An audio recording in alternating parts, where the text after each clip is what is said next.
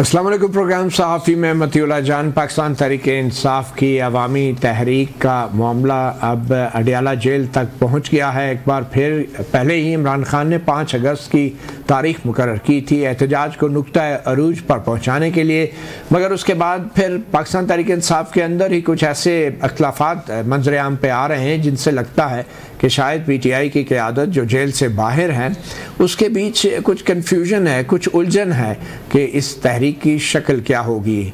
कुछ दिन पहले ही अली अमीन गंडापुर चीफ मिनिस्टर खैबर पख्तूनख्वा तकरीबन 300 के करीब MPs और MNAs का काफ़िला लेके लाहौर पहुँचे थे और वहाँ पे पंजाब जो सबसे बड़ा सूबा है तहरीक इंसाफ की चीफ ऑर्गेनाइज़र आलिया हमज़ा ने ये गिला किया सोशल मीडिया पर कि उनको इस बारे में कुछ इल्म ही नहीं था।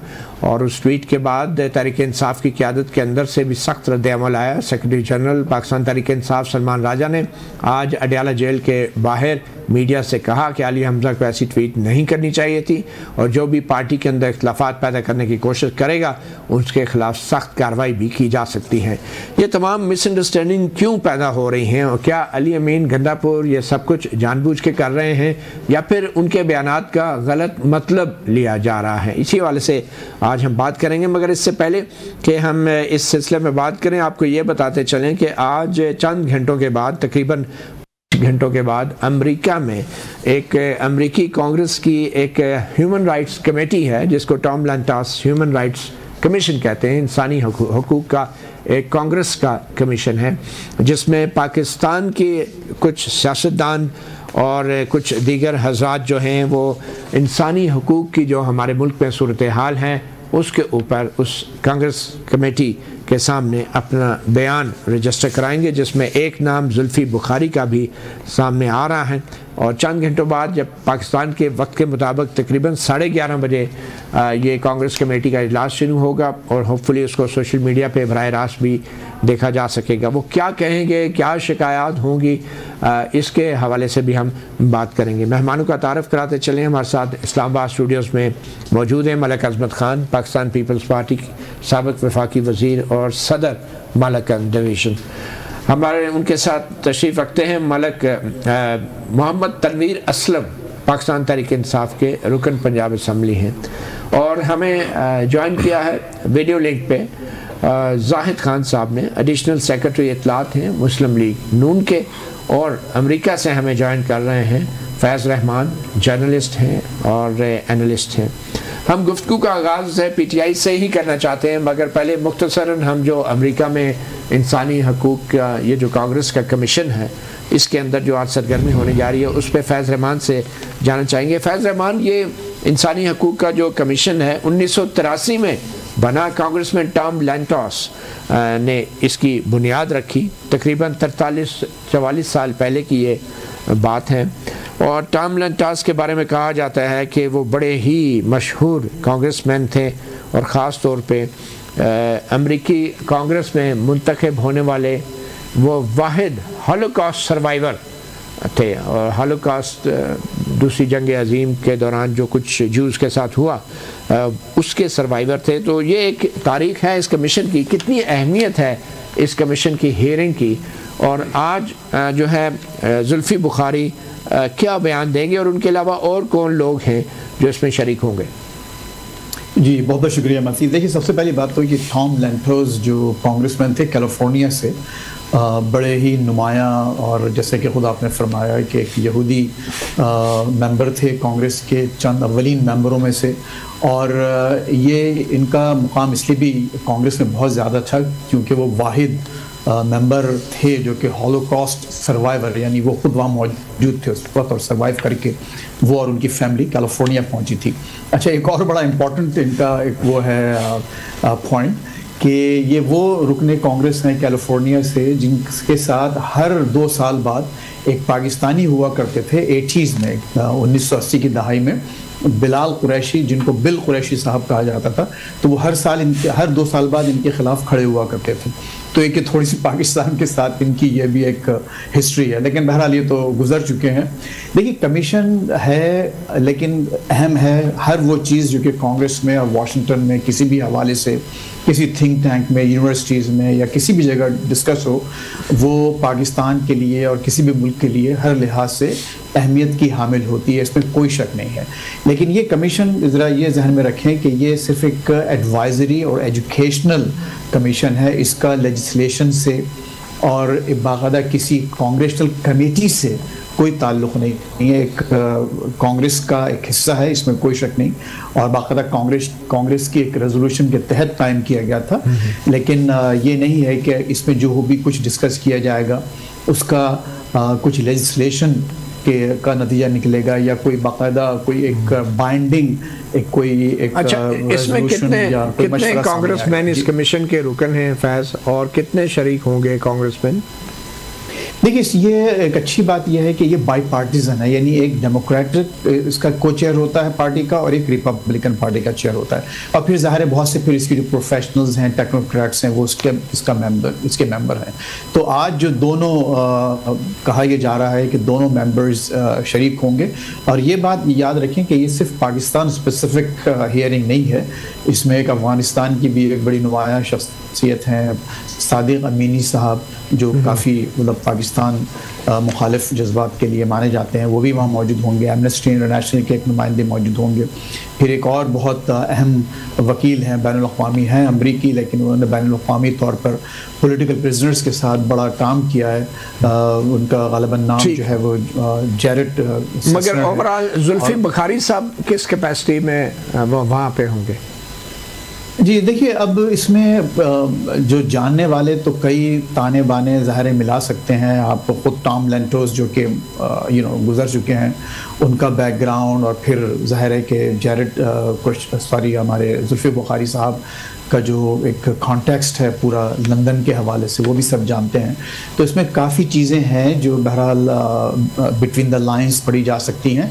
लेकिन एक बात अहम है कि ये एक जुल्फ़ी बुखारी साहब जो यहाँ शरीक होंगे, वो ज़ाहिर है कि पाकिस्तान के लिए एक दर्द सर का बाइस ज़रूर बनेंगे, स्पेशली उस वक्त जबकि वाशिंगटन में यहाँ पर एक पाकिस्तान का जो गुडविल है वो मजमूई तौर पर आपको एक बेहतर नज़र आ रहा है। बल्कि एक अरसे से मैं यहाँ हूँ और मैंने आज तक वाशिंगटन की हद तक, अमेरिका के और बड़े शहरों की हद तक पाकिस्तान के लिए इतना गुडविल होता नहीं नज़र आया मुझे। लेकिन ये ज़ाहिर है कि एक इम्पैक्ट होगा इसका। बिल्कुल, बहरहाल गुडविल तो डेफिनेटली है। गुडविल ना होता, हमारे फील्ड मार्शल वाइट हाउस में अमरीकी सदर के पास एक तारीखी मुलाकात कैसे करते, तो डेफिनेटली वो चीज़ भी हमारे सामने है। फैज़, बहुत शुक्रिया, आपने सहाफ़ी प्रोग्राम को वक्त दिया। तो मोहम्मद तनवीर असलम साहब, आपकी पार्टी जो है जुल्फ़ी बुखारी साहब को ओन करती है, और वो जो बात भी करेंगे वो पीटीआई का मौक़िफ़ पेश कर रहे होंगे कांग्रेसमैन के साथ। जी, बिस्मिल्लाहिर्रहमानिर्रहीम। ऑब्वियसली जुल्फ़ी बुखारी हमारी पार्टी के मेंबर हैं और वो पहले गवर्नमेंट का हिस्सा भी रह चुके हैं। तो ऑब्वियसली जो मौक़िफ़ पेश करने जा रहे होंगे, उन्होंने लीडरशिप से इस पे बात की होगी, सलमान अकरम राजा साहब से, गौहर साहब से, सारी तो बेसिकली पीटीआई का मौक़िफ़ पेश कर रहे होंगे। ऑब्वियसली देखिए, उसमें है इंसानी हकूक़ के हवाले से बात कर रहे हैं, उसमें अगर वो पॉलिटिकली ना भी जाएँ, तो जैसे खान साहब के साथ जो आज भी आपने देखा है अलीमा खान ने बात की है कि वो प्रेशराइज़ करने के लिए गैर इंसानी सलूक कर रहे हैं, और उन्होंने उनकी बेसिक जो सहूलतें हैं वो बंद कर दी हैं और उनको प्रेशराइज़ करने के लिए कोशिश कर रहे हैं। और उसमें वो बुशरा बीबी को स्पेशली एक डिफरेंट वे में ट्रीट कर रहे हैं कि वो कोई ऐसी चीज़ करें या कोई ऐसा बयान दें जिसको इमरान खान के ख़िलाफ़ इस्तेमाल किया जाए या उनको ब्रेक डाउन करने की कोशिश करें।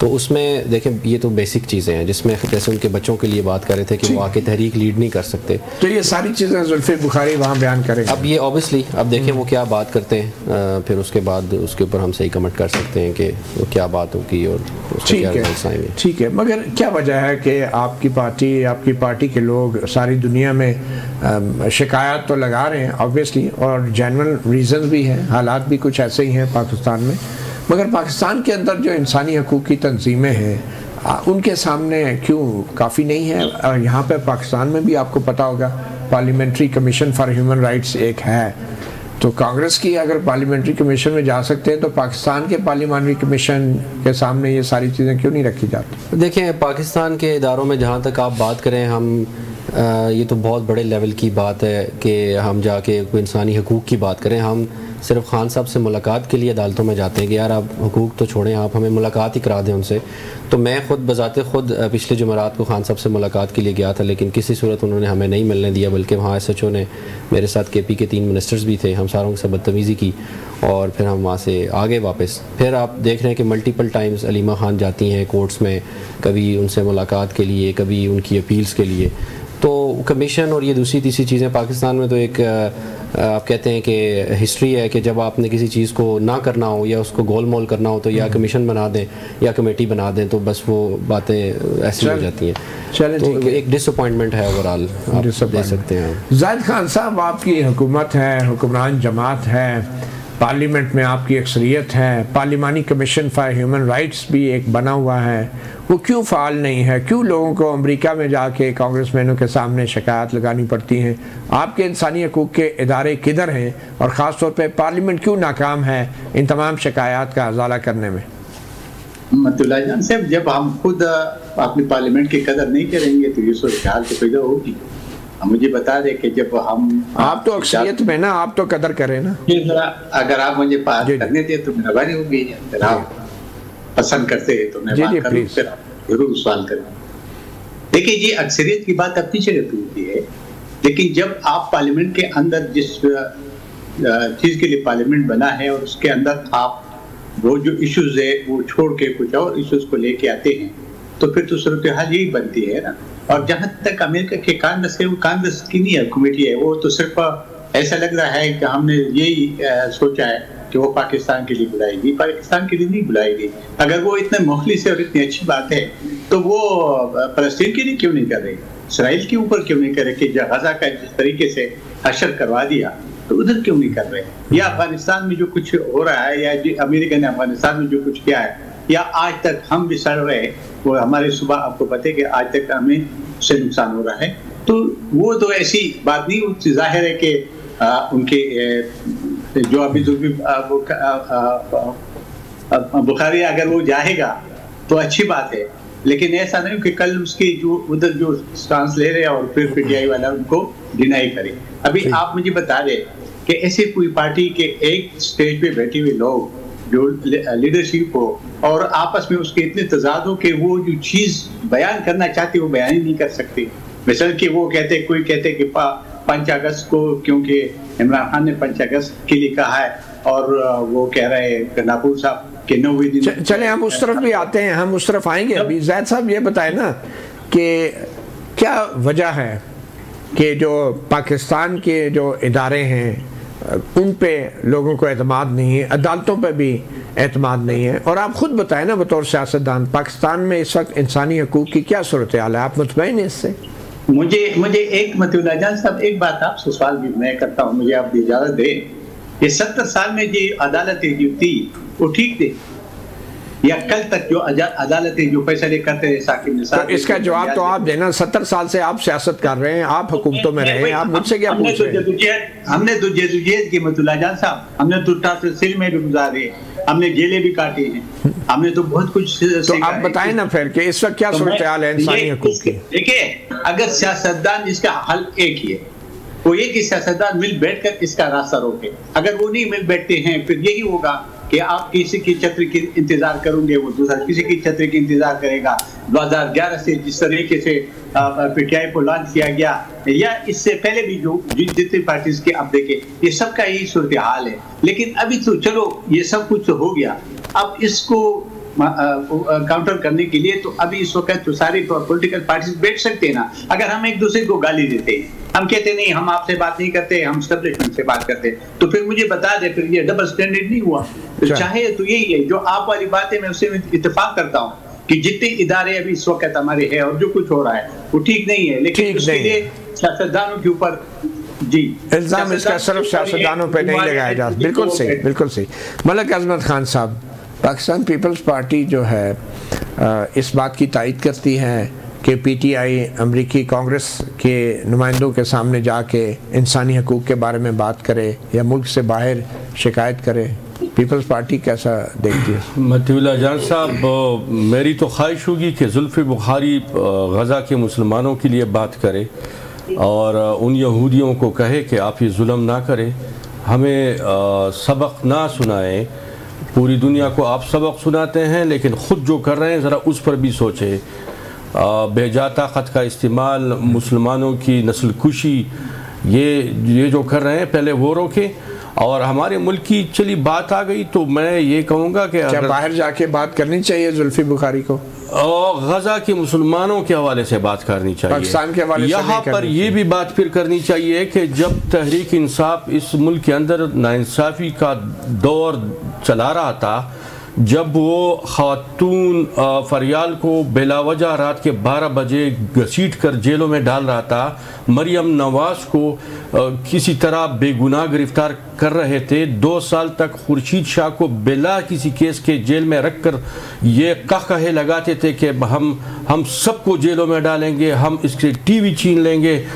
जरा ये तो वो चीजें हैं जब उस वक्त हम कहा करते थे। अब ये वही हो रहा है, वही हो रहा है जो पहले हो रहा था। जी बिल्कुल वही हो रहा है। अच्छा, जो पहले हो रहा था इनको नहीं करना चाहिए था। जिस तरह तमाम सियासतदान तो आज आपको भी नहीं करना चाहिए, हमें नहीं करना चाहिए। पीपल्स पार्टी ने कभी अपने किसी टिनेवर में एक बंदे को जेल में एक दिन के लिए नहीं रखा। चलिए ये बताएं कि लेकिन आप ये कह रहे हैं कि मुल्क से बाहर शिकायत नहीं लगानी चाहिए, लेकिन जब बीबी का कत्ल हुआ तो स्कॉटलैंड यार्ड से आपने इन्वेस्टिगेशन के लिए फिर अपने इदारों पे आपने कोई एतमाद नहीं किया, फिर आपने अक़वाम मुत्तहिदा से इन्वेस्टिगेशन करवाई, खुद तो आप फौरन बाहर पहुंच गए। बीबी के मर्डर की इन्वेस्टिगेशन, अगर खुदा न खास्ता कोई इन्वेस्टिगेशन चाहता है बेशक हर मुल्क में जाए वहाँ की, और उसको भी जरदारी साहब ने मुस्तरद कर दिया, उस रिपोर्ट को भी। वो लेबॉर्टरीज या उनकी एक ऐसी इन्वेस्टिगेशन टीम होगी जो पाकिस्तान में अवेलेबल नहीं होगी, ज्यादा आला मायार की होगी। टेक्निकल इशू, ये टेक्निकल इशूज के लिए। अच्छा, आप ये बताएं सर, ईवान सदर में अभी वज़ीर आज़म शहबाज शरीफ साहब की मुलाकात जो है वो अभी जारी है, इसके ऊपर हम आपसे जानना चाहेंगे मगर एक छोटी सी ब्रेक के बाद। वेलकम बैक सहाफ़ी प्रोग्राम में। मलिक अज़मत खान साहब, क्या एजेंडा क्या हो सकता है मुलाकात का? क्या पीपल्स पार्टी को काबीना में शामिल किया जा रहा है? क्या फिर जो गलतफहमियाँ अभी पिछले कुछ दिनों में पैदा हो गई थी ईवान सदर और हुकूमत के बीच वो दूर की जा रही हैं? 27वीं आईनी तरमीम पे कोई एतमाद में लिया जा रहा है? क्या मामलात हैं सदर और वज़ीर आज़म के बीच इस वक्त? मैं गेस करूंगा क्योंकि मुझे तो ना पहले से मीटिंग के एजेंडे का पता है। बज़ाहिर तो ये सिक्योरिटी सिचुएशन पर डिस्कशन कर रहे हैं, लेकिन ये भी हम देखते हैं कि पिछले कई दिनों से ख्वाजा आसिफ साहब ने और साथियों ने कहा है कि पीपल्स पार्टी हमारे साथ हुकूमत में वजारत लेकर शामिल हो जाए। तो ये भी एक बात हो सकती है। अच्छा, हम अंदाज़ा लगा सकते हैं। और इसके अलावा भी सदर और वज़ीर-ए-आज़म के दरमियान जो बात आप कर रहे हैं कि गलतफहमियाँ, वो तो थर्ड फोर्स ने एक चीज़ फैलाई थी, आपको भी पता है। थर्ड फोर्स बाहर से कोई बात चल रही थी। अच्छा। ये ट्राई का तोड़ने के लिए कि आप हुकूमत, आर्मी चीफ, फील्ड मार्शल और जो प्राइम मिनिस्टर और जरदारी साहब, इनको तोड़ दिया जाए। अच्छा। ये ट्राई का इंटरनेशनली बड़ा मकबूलियत पा चुका है। ये जो हाइब्रिड ट्राई का है, हाइब्रिड कह ले, अच्छा, जो भी कह ले, लेकिन इस वक्त हिंदुस्तान के खिलाफ जंग जीतने वाले को आप चाहे जो भी नाम नहीं, ये हिंदुस्तान के खिलाफ जंग जो है ये वज़ीर आज़म शहबाज शरीफ या आसिफ अली जरदारी ने नहीं जीती। क्यों नहीं? पॉलिटिकली सपोर्ट उनका बिल्कुल था। हुकूमत ने इजाज़त दी, हुकूमत ने सपोर्ट दिया, अवाम का सपोर्ट पीपल्स पार्टी और हुकूमती हल्कों की तरफ से था। इसका क्रेडिट जो है अवाम पाकिस्तान और अवाम के मुंतखब नुमाइंदों को नहीं जाता? बिल्कुल जाता है, जाते हैं ना? हाँ जी। अच्छा, अब मुझे ये बताएं ना कि इस मुलाकात में अगर काबीना के हवाले से कुछ फैसले होते हैं तो आप भी वजीर तो बनेंगे, आपका नाम भी ओके हो गया इंशाल्लाह। वो लीडरशिप फैसला करेगी जो भी करेगी। तो आपको पहले से आगाह कर दिया गया है कोई खास वजारत वगैरह? नहीं, ऐसा नहीं होता। अब जब फैसला होगा तो CAC के अंदर होगा। ठीक है। सेंट्रल एग्जीक्यूटिव कमेटी फैसला करेगी, उसके बाद फिर हर सूबे से नुमाइंदगी मिलती है, ठीक है। तो वो उसमें फिर जिस भी दोस्त का नाम आ जाए हम सब। कोई 27वीं आईनी तरमीम के हवाले से भी कोई बात चल रही है? मेरा नहीं ख्याल कि उसके हवाले से कोई बात हो रही है। मैं जो अंदाज़ा लगा रहा हूँ ये हुकूमत में शमूलियत के हवाले से बात, हुकूमत में शमूलियत। जाहिद खान साहब, ये जो मुलाकात है एक ऐसे वक्त में हो रही है कि जब हाल ही में कुछ गलतफहमियाँ भी पैदा हुई थी, कुछ रिपोर्ट्स मंजर आम पे आई थी, तो आपके ख्याल में ये कितनी अहम है ये मुलाकात, और इसके बाद कोई बड़ी तब्दीली का इम्कान है? देखिए मतुल्लाह जान साहब, दोनों पार्टी इत्तेहादी है, वो वक्तन फवक्तन तो मुलाकात भी उनकी होती है, बातचीत भी होती है। जहाँ तक गलतफहमी की बात करते वो तो सोशल मीडिया की गलतफहमी थी, वो तो फैलाई गई थी। मेरे ख्याल में ऐसे कोई बीच में कुछ था भी नहीं, खासकर कुछ भी नहीं था। जहाँ तक पीपल पार्टी के हुकूमत में शामिल होने की बात है, तो आपको पता है कि मुस्लिम लीग ने तो कई बार कहा हुआ है कि शामिल हो जाए, लेकिन उनका अभी तो मुझे नहीं पता, लेकिन इससे पहले उनका वो नहीं बन रहा था कि हम शामिल हो जाए। तो एक वाजिब बात है कि इस वक्त देखिए वो हुकूमत का हिस्सा नहीं है, लेकिन हुकूमत को सपोर्ट कर रहे हैं। पीपल पार्टी के सारी जितनी भी पॉलिसीज है वो उसको सपोर्ट कर रहे हैं। सदर और वज़ीर आज़म मिलना मेरे ख्याल में कोई अच्छी बात है, क्योंकि दोनों सेवल लोग हैं, कोई बाहर के लिए। तो अगर कोई भी बात डिस्कस करते हैं आपस में, दूसरा सबसे बड़ी बात इस वक्त सूरत हाल है हमारे सूबे का। एक तो ये आपको पता है सेनेट का इलेक्शन भी हो रहा है, की तरफ भी देख रहे होंगे। दूसरा जो अभी ट्राइबल एरिया में जो दोबारा दहशतगर्दी का जो रुझान पैदा हुआ है, उतने सख्ती से आगे बढ़ रही है कि इसके लिए भी तो जाहिर है कि कुछ न कुछ तो करना होगा। क्योंकि अगर मरकजी हुकूमत या सदर हाथ पे हाथ रख के बैठ जाए और ये छोड़ दे कि जी की हुकूमत जाने उसका काम जाने, तो मेरे ख्याल में वो कौम के लोगों के। जाहिद खान साहब, अब ये ट्राइबल एरिया तो नहीं रहा, आप क्यों बार बार ट्राइबल एरिया का नाम लेते हैं? अब तो ये खैबर पख्तूनख्वा है। सारी ट्रेबल एरिया, मैंने पुराने ट्रेबल एरिया की अभी तो वो फजला है। तो आप अभी क्या आप इसके हक में कि ट्राइबल एरिया का पुराना स्टेटस बहाल कर दिया जाए? नहीं, मैं अभी यही वो तो खैर आपने मेरे मुंह से निकल गया, लेकिन अभी अब मीटिंग थी जिसमें अमीर मुकाम साहब उस कमेटी के सभा में भी हो, उसमें हम बैठे हुए थे। तो हम ये जो लोग कहते हैं कि ये लोग वहाँ नाला हैं और वो मर्जर के खिलाफ है, ये बिल्कुल गलत है। वो सारे लोग उसके जितने भी मेंबर आए थे, पुराने मेंबर्स थे या नए मेंबर्स थे, उसमें बैठे थे पार्टी, और सबने यही एक बात है, उनके जो 2-3 प्रॉब्लम्स है उससे फेडरल गवर्नमेंट मुदाखलत नहीं कर रहे। फेडरल गवर्नमेंट ने कहा कि इनका हल क्या है, अगर हल आप लोग अगर हमें बता दे तो हम अपनी सिफारिशात पेश करेंगे। तो बहरहाल आप लोग जो हैं, ये जो मर्जर हुआ है, इंजमाम हुआ है साबका कबायली इलाकों का, आप इसको ख़त्म नहीं होने देंगे, आप इसकी मुखालफत करेंगे? किसी भी सूरत में दो चीजें हैं। एक तो 18वीं तरमीम, जी, उसमें ये जो लोग कहते हैं कि ये उसके तरफ तो कोई भी उसको नहीं देखते। और 18वीं तरमीम का एक मैं आईनी बात बताना चाहता हूँ। देखिए कि जब तक आपने 18 अमेंडमेंट में अगर अमेंडमेंट करना भी है तो फिर प्राइवेट उसके पास करे, करारदाद पास करेगा, फिर होगा। प्राइवेट असेंबली जब करारदाद पास नहीं करेगा तो फेडरल गवर्नमेंट या नेशनल असेंबली इनके पास कोई। ठीक है, बिल्कुल सही।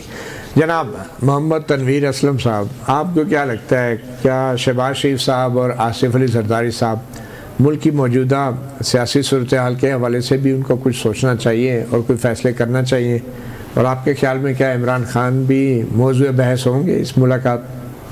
देखें, जरदारी साहब और शहबाज शरीफ का जो गवर्नमेंट इन्होंने बुलाई है, जो अलाइंस है, उसमें अभी तो जो हमने कैलकुलेशंस की थी, इन्होंने नून लीग को 2/3 मेजॉरिटी दी है नेशनल असम्बली में, कि इन केस अगर पीपल्स पार्टी जो है कोई आगे पीछे होती है या फेंकी फेंकी करती है तो उनको वो फुल ऑन सपोर्ट करेंगे, जिसमें आपने कहा कि मार्शल साहब के सदर बनने के चांसेस और इस तरह की चीज़ें। तो फिर जहाँ जैसे ही अभी आप मीडिया पे आप डिस्कस कर रहे थे गलतफहमियों की जो आप बात नहीं, मैंने नहीं कहा, जैसे आप लोग अभी डिस्कस कर रहे थे मैंने उसका हवाला दिया।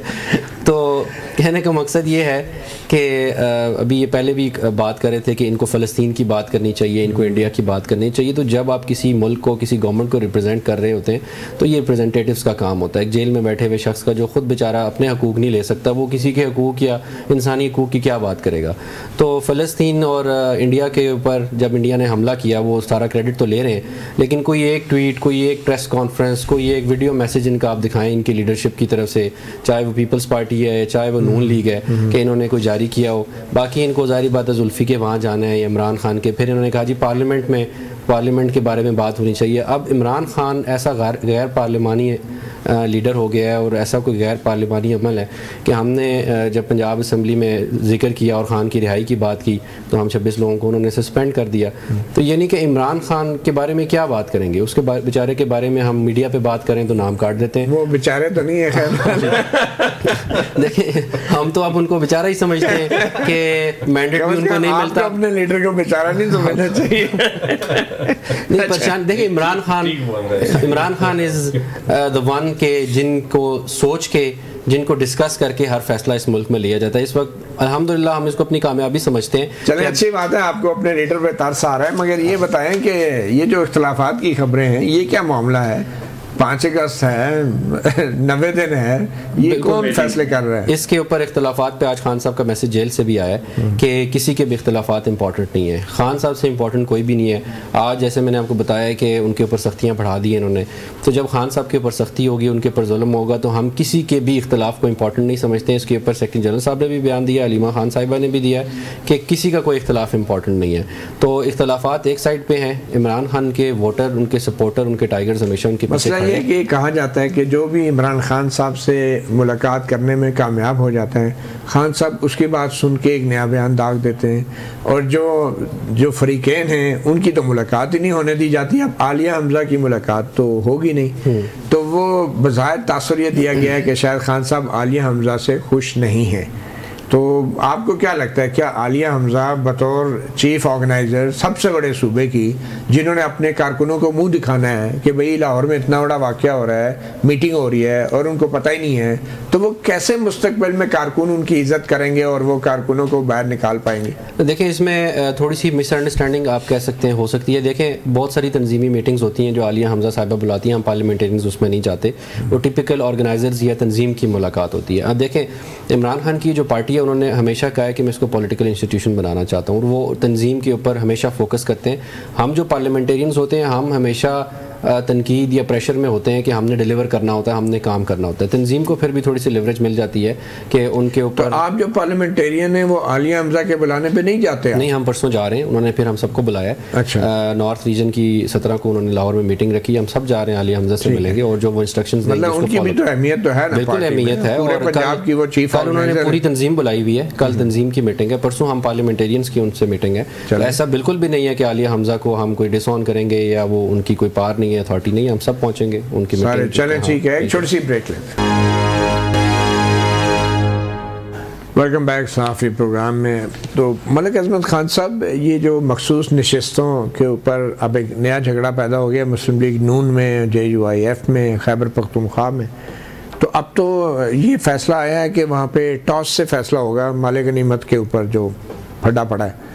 तो ये कैसे देख रहे हैं आपको? ये अब तो आपस में ही जो है JUIF और नून लीग जो तो छोटे क्राइसिस पैदा हो चुके हैं जिसमें पीपल्स पार्टी तो नहीं है, और इंशाल्लाह होनी चाहिए थी वैसे नहीं नहीं, पीपल्स पार्टी बड़ी मुफाहमत वाली पार्टी है, बहुत ज़्यादा डायलॉग पे यकीन रखने वाली, बहुत कुर्बानी देने वाली, जमहूरियत की सोच रखने वाली। आप डायलॉग पे बिलीव रखते हैं तो PTI और इमरान खान से पीपल्स पार्टी क्यों नहीं रब्ता करती?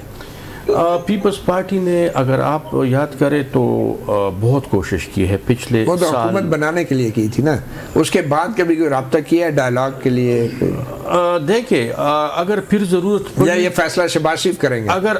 अगर फिर भी जरूरत पड़ी तो जरदारी साहब किरदार अदा करेंगे। अच्छा। मुझे यकीन है लेकिन अभी तक इमरान खान की तरफ से एक बात है कि मैं इन लोगों से बात नहीं करना चाहता, तो फिर हम क्या किरदार अदा करेंगे उसमें?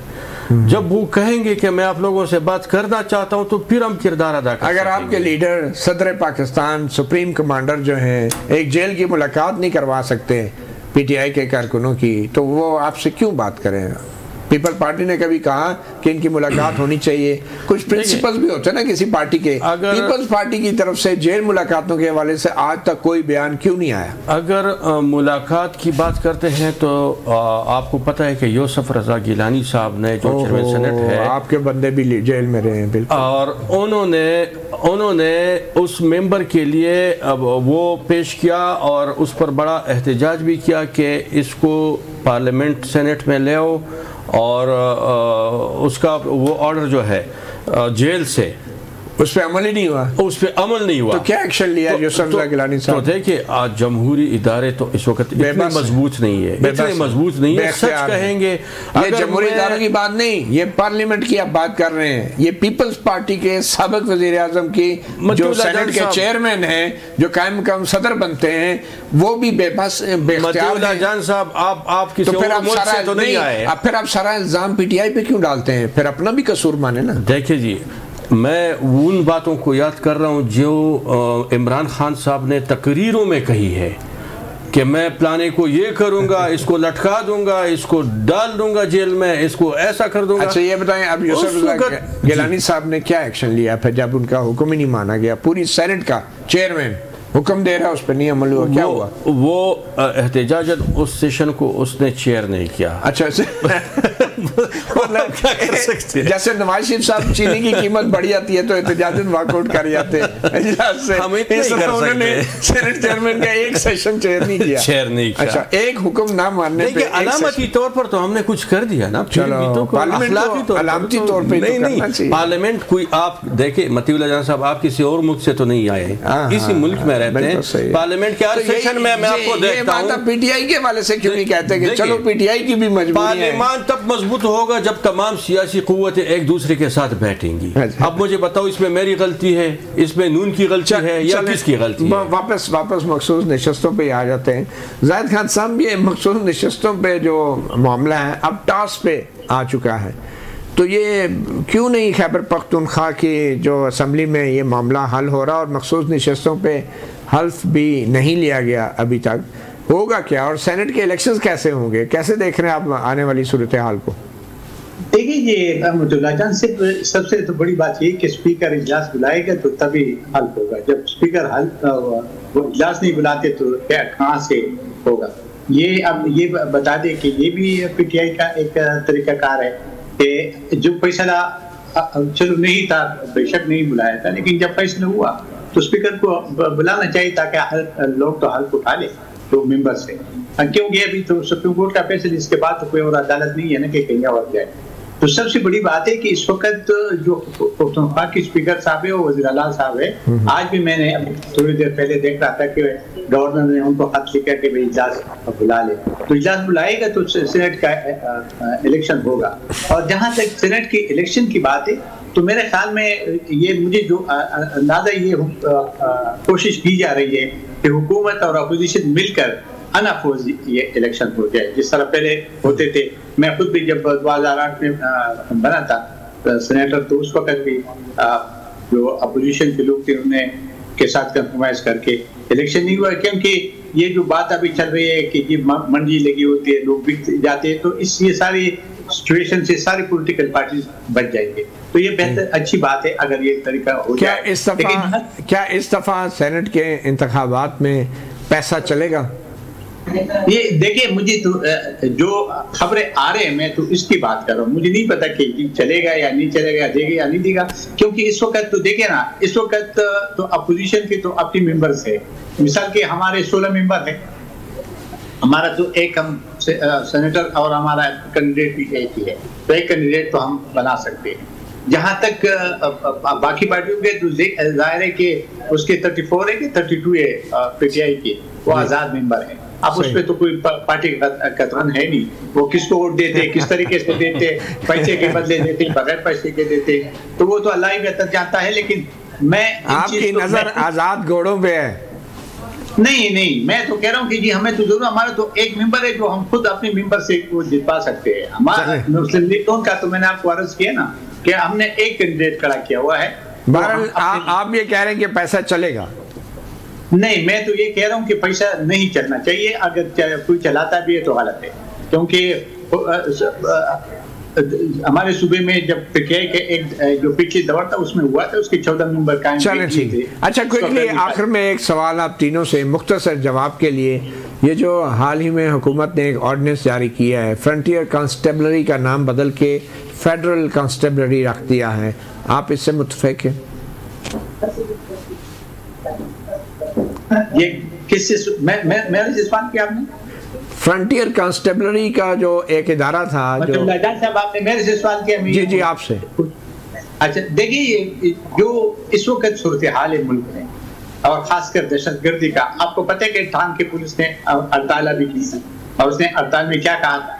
उन्हें कहा था हमें इख्तियार दे दे ताकि हम इनके साथ निमट सकते हैं, ये दहशतगर्द है, हम लड़ सकते हैं। जब आप दिन दहाड़े जो दहशतगर्द है वो रोड के ऊपर खड़े हो और लोगों को उतारते हैं, आप इसकी हिमायत करते हैं, ठीक है। मलिक अजमत साहब,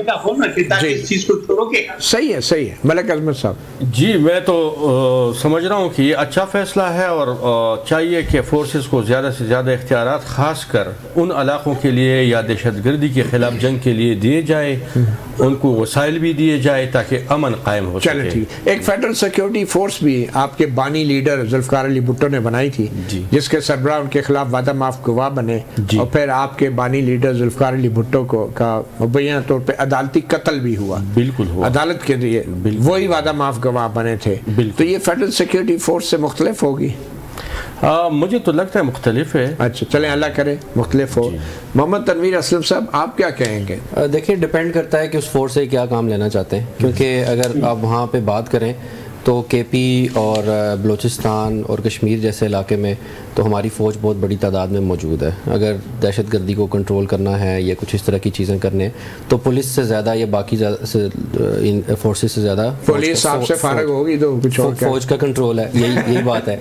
अब पुलिस वाले वहाँ पे जैसे उन्होंने बात की कि वो कहते हैं हमें आप इख्तियार दें, और इख्तियार ये दें कि हम फिर हर किसी को चेक करें, हर गाड़ी चेक करें, हर बंदे को चेक करें, और हर बंदे से पूछ खींच का हमारे पास इख्तियार हो, फिर दहशतगर्दी हो तो हम जिम्मेदार। चलें, अब ये सवाल ही पैदा होता है, जाहिद खान क्विकली ये बता दें कि क्या ये सूबों की इजाजत से ये फेडरल कांस्टेबलरी वहां पे भेजी जाएगी? देखिए जी, जाहिर है कि जब लोगों को जरूरत होगी तो वो डिमांड करेगा। उसके आपके ख्याल में मलिक साहब? यस, सूबे डिमांड करते हैं तभी फोर्सेस। आप तो रेंजर्स के भी बड़े मुखालफत करते रहे, आर्मी भी सूबे डिमांड करते हैं। सूबे डिमांड करेंगे तो ठीक है। बहुत शुक्रिया तमाम मेहमानों का। सहाफ़ी प्रोग्राम से इतना ही, इजाज़त दीजिए, अल्लाह हाफ़िज़।